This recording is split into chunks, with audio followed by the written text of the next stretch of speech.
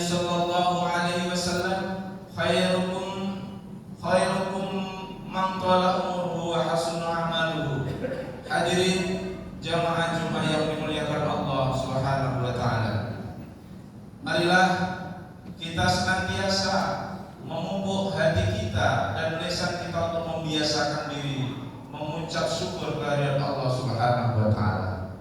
Karena atas nikmat taufik dan hidayahnya sehingga memudahkan hati ini untuk menjalankan ibadah yang diperintahkan Allah berupa kewajiban setiap minggu di hari Jumatnya kita menjalankan ibadah sholat Jumat. Karena tidak semua orang yang dikasih hidayah sehingga ketika hidayah tidak nyampe pada hatinya begitu beratnya dia menjalankan ibadah ini. Untuk itu hadirin yang dimuliakan Allah, marilah kita membiasakan dan meningkatkan rasa kita untuk bisa senantiasa bersyukur kepada Allah Subhanahu wa taala. Shalawat serta salam mudah-mudahan senantiasa kita itbah, kita tawasul, kita senantiasa bersolawat kepada Nabi agar kelak di yaumul kiamat tatkala tidak ada pertolongan apapun kepada nabi manapun kecuali hanya Rasulullah Muhammad sallallahu alaihi wasallam, sehingga memudahkan kita mudah-mudahan kelak di yaumul kiamat kita diaku sebagai umatnya, kita dikasihi betul-betul sebagai umat Rasul. Hadirin yang dimuliakan Allah Subhanahu wa taala, sebelum khatib menyampaikan khutbah pada siang hari ini, terlebih khatib ingin mengingatkan pada diri sendiri. Mudah-mudahan manfaatnya bisa diambil pada jamaah sekalian.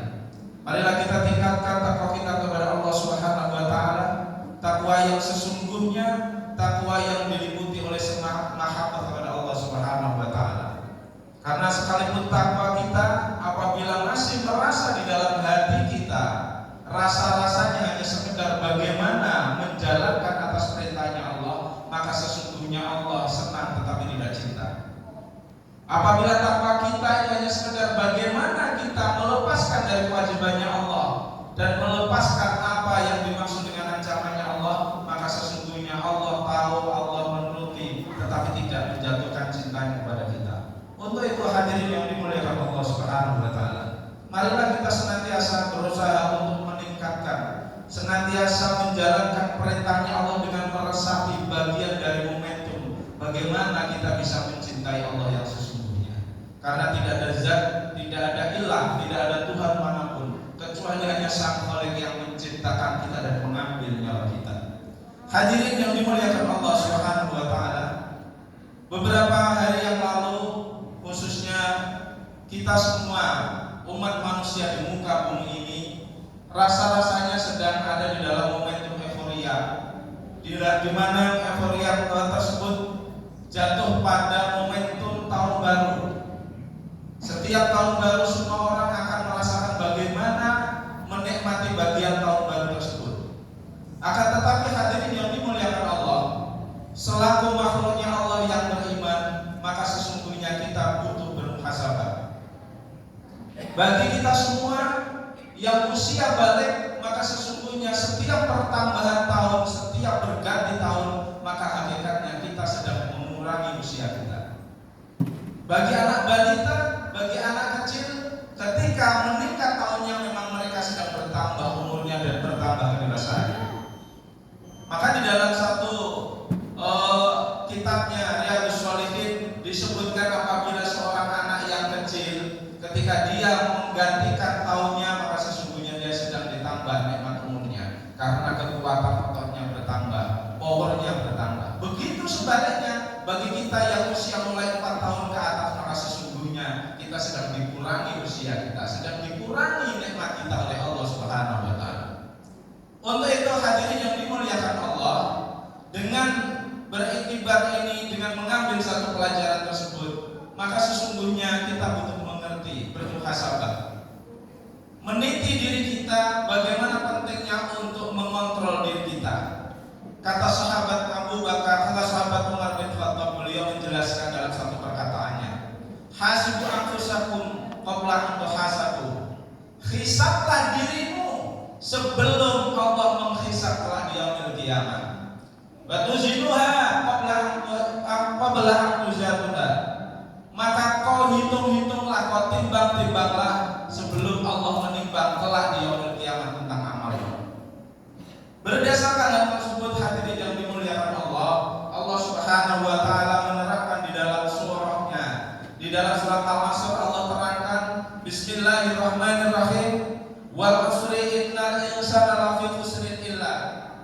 Allah memulai ayat ini dengan harful qasam, dengan huruf sumpah. Ini menandakan di dalam tafsirnya Ibnu Katsir dijelaskan bahwa ini merupakan satu ayat yang sangat fundamental bagi usianya manusia.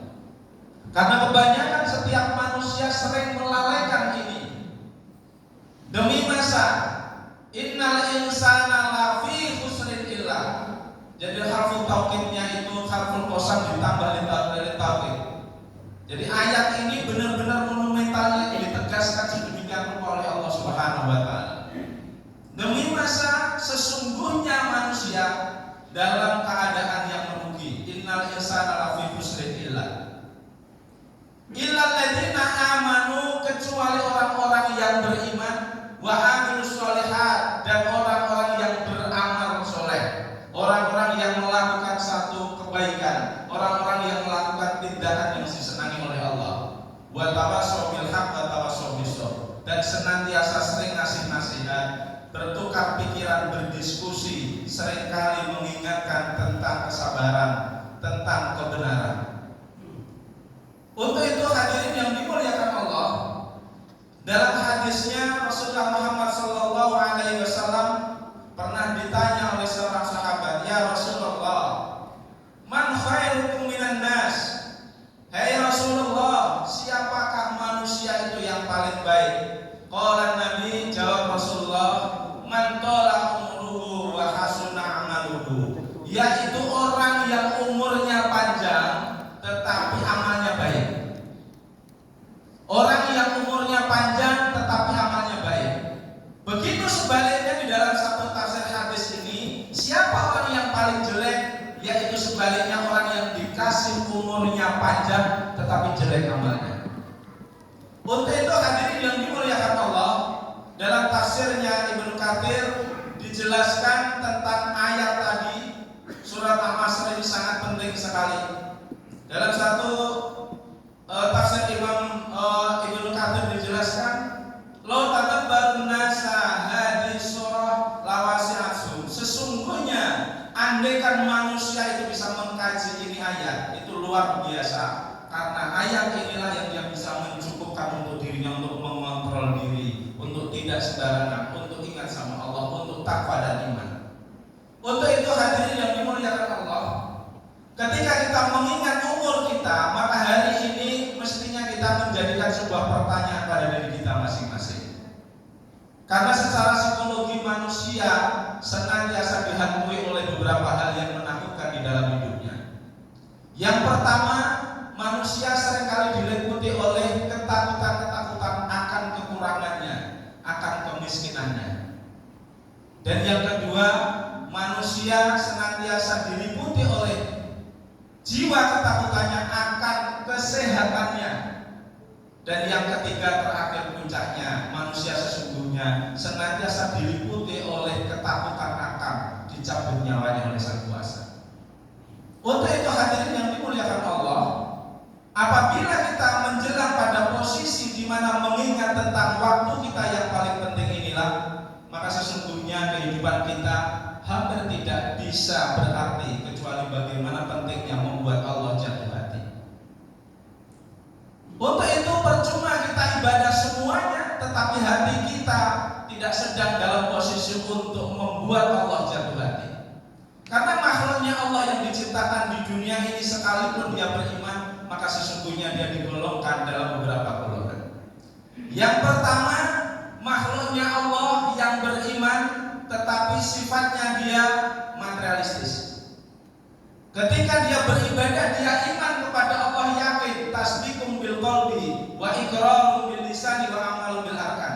Tetapi setiap menjalankan ibadah, baik mahdhah maupun ghair mahdhah, salat, sedekah dan yang lain, maka sesungguhnya dia hanya berpamrih surganya Allah. Tidak salah, karena Allah Maha Hak, pasti Allah akan turuti. Tetapi hadirin yang dimuliakan Allah, sebagai ibarat ketika hadirin memiliki seorang anak, ketika dia mau menjalankan hanya pamrihnya karena pamrih sesuatu, atau sebaliknya ketika punya istri, kemudian istri mau mencintai, Bapak Ibu sekalian, mau mencintai suaminya tatkala dia dicukupi, apakah enak rasa kita sebagai suami?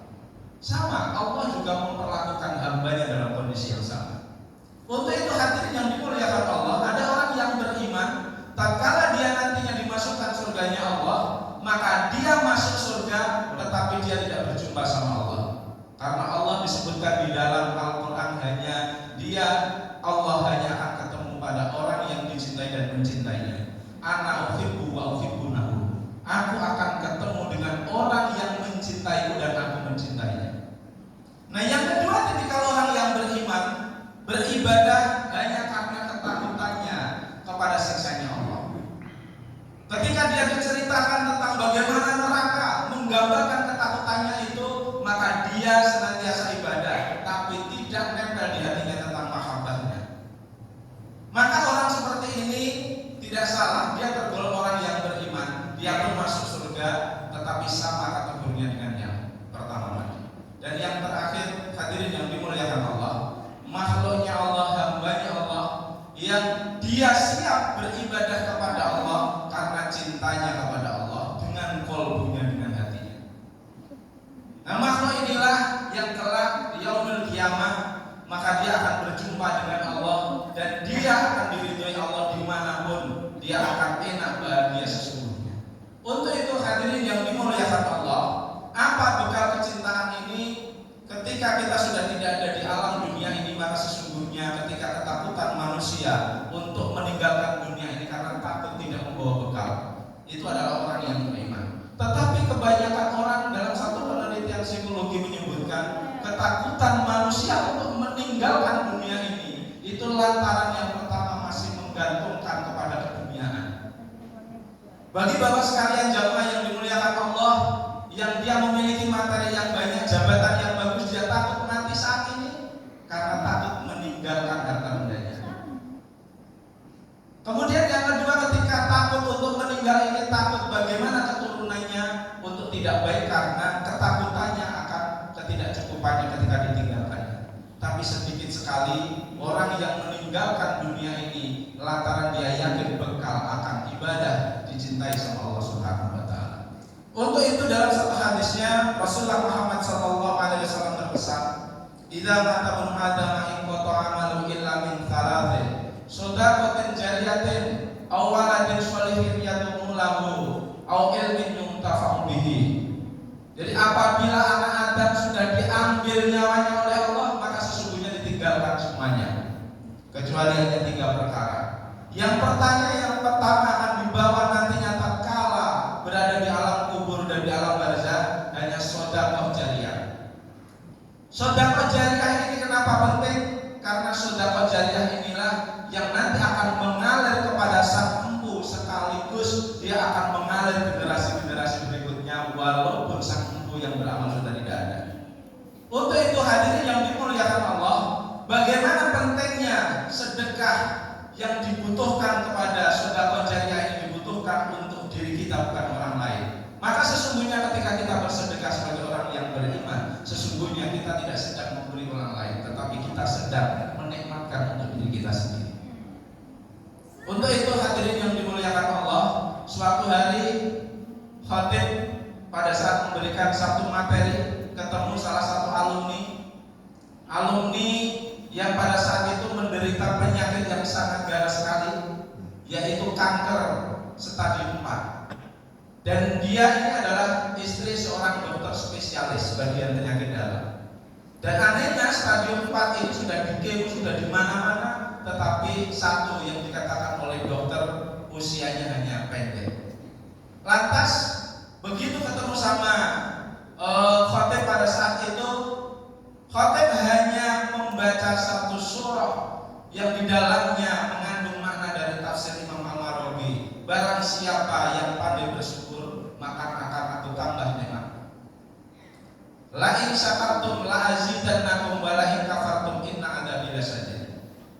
Maka kebiasaan kita bersyukur kepada Allah tadi itulah merefleksikan diri secara psikologi menjadi orang yang betul-betul bahagia. Kemudian yang kedua, membiasakan diri dia bersedekah rutin setiap pagi sore, setiap datang ke masjid dia bersedekah bukan karena apa-apa, tetapi dia bersedekah karena bahagianya. Untuk itu orang yang bersedekah itu pasti dia bahagia. Jarang sekali orang yang bersedekah kemudian dia cemberut, jarang sekali. Kalau orang belum bersedekah, maka dia pasti memiliki rasa awal, memiliki rasa iman-iman, memiliki rasa bahagia. Tapi pada saat dia keluarkan, maka dia akan keluar itu sedekah itu mengeluarkan penyakit dalam dirinya. Dan alhamdulillah Allah memberikan mukjizatnya, Allah memberikan satu kadarnya. Dalam kondisi 3 bulan dia lakukan rutinitas itu, bersyukur setiap pagi, petang dan bersedekah, kanker stadium 4-nya ternyata subhanallah diangkat oleh Allah tuntas sampai hari ini masih hidup dan masih lancar. Dan beliau sekarang memberikan satu pencerahan kepada banyak orang. Yang pertama sedekah jariyah. Nah, yang kedua kata Rasulullah, awaladin sholihin katsura, milikilah anak yang soleh yang senantiasa mendoakan kepada orang tuanya. Karena aset yang terpenting bagi seorang yang beriman hanya anak yang senantiasa akan digadang-gadang suatu kelak nanti. Dan yang ketiga, hadirin yang dimuliakan Allah, kata Rasulullah bahwa orang yang sudah meninggal akan ditinggalkan semua apapun yang ada di dunia kecuali 3 perkara. Yang terakhir ini adalah ilmu yang bermanfaat, ilmu yang disebarkan dengan kebaikan, ilmu yang senantiasa menambah orang yang tidak taat menjadi taat, yang dia benci menjadi cinta, yang dia tidak pernah pandai bersyukur menjadi bersyukur. Nah, ini ilmu yang bermanfaat. Untuk itu hadirin yang dimuliakan Allah, dengan tahun baru yang sudah dilewati ini, mudah-mudahan kita bisa memilah-milah apakah kita sudah termasuk golongan yang menjalankan kenikmatan untuk menjadi orang baik ataupun orang yang sebaliknya. Apakah tahun ini kita sudah menjalankan sesuatu menjadi orang yang jauh lebih berguna atau sebaliknya? Kalaupun kita tidak berguna, maka sebaliknya kita harus memperbaiki diri. Sebagaimana ucapannya Umar bin Khattab, hisablah diri kita sebelum kita dihisab di yaumul qiyamah.